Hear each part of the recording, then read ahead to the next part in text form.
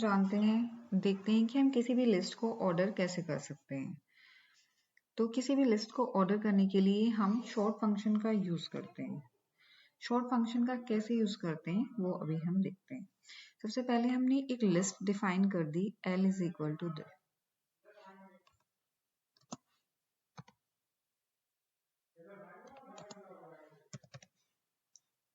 तो अगर हम किसी भी लिस्ट को शॉर्ट करना चाहते हैं, बेसिकली शॉर्टिंग एक इम्पोर्टेंट एप्लीकेशन है जो किसी भी लिस्ट पे अप्लाई करी जा सकती है। और शॉर्ट करने के दो वे हो सकते हैं, एक तो यूज है शॉर्ट फंक्शन का, दूसरा है शॉर्टेड फंक्शन का। अब हम एग्जाम्पल के थ्रू देखेंगे कि इस दोनों में क्या डिफरेंस है। तो हमने एक लिस्ट क्रिएट की L is equal to this, कुछ उसमें एलिमेंट्स पुट किए। तो सबसे पहले हम पहला मेथड देखते हैं।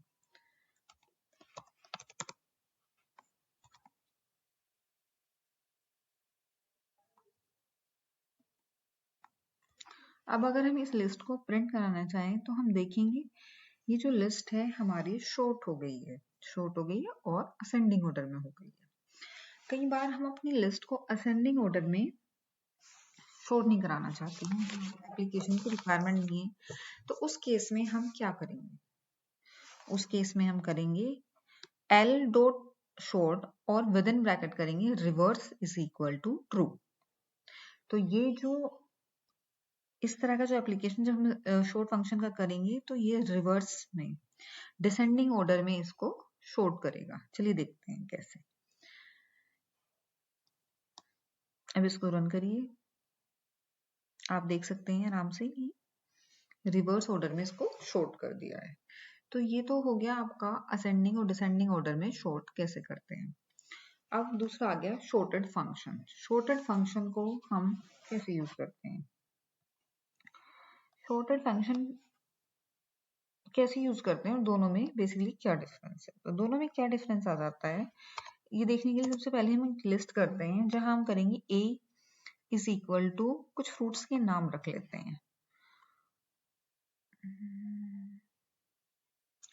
इसी में मैं एक फ्रूट्स का नाम बढ़ा देती हूँ, बनाना। तो जब हम इसको A डॉट ऐसे करेंगे और फिर हम एक नई लिस्ट क्रिएट करेंगे B is equal to A dot sort. फिर दोनों लिस्ट को अगर प्रिंट कराना अगर हम चाहें तो क्या होगा? सबसे पहले तो ये नई लिस्ट को रन करेगा। क्या हुआ है बेसिकली?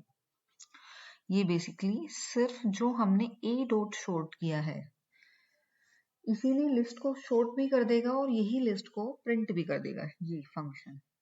तो जब हम प्रिंट B कर रहे हैं वो कुछ दे ही नहीं रहा है, क्योंकि प्रिंट B कुछ हो ही नहीं रहा है, ये B में कुछ नहीं है। तो यही वजह है कि A डॉट शॉर्ट ये जो हमने किया इक्वल टू B इसका कोई आउटपुट नहीं है और जो ये प्रिंट B है इसी का आउटपुट यहाँ पे नन है। तो हमें शॉर्ट करने के लिए सिर्फ A डॉट शॉर्ट की ही रिक्वायरमेंट है। दूसरा मेथड अब आप आ जाइए शॉर्टेड। शॉर्टेड को दिखाने के लिए हमने दूसरा लिस्ट बनाई जहां पे कुछ फ्रूट्स के नाम हैं और अगर हम इसको शॉर्ट करें, इसमें एक नाम और ऐड कर लेते हैं।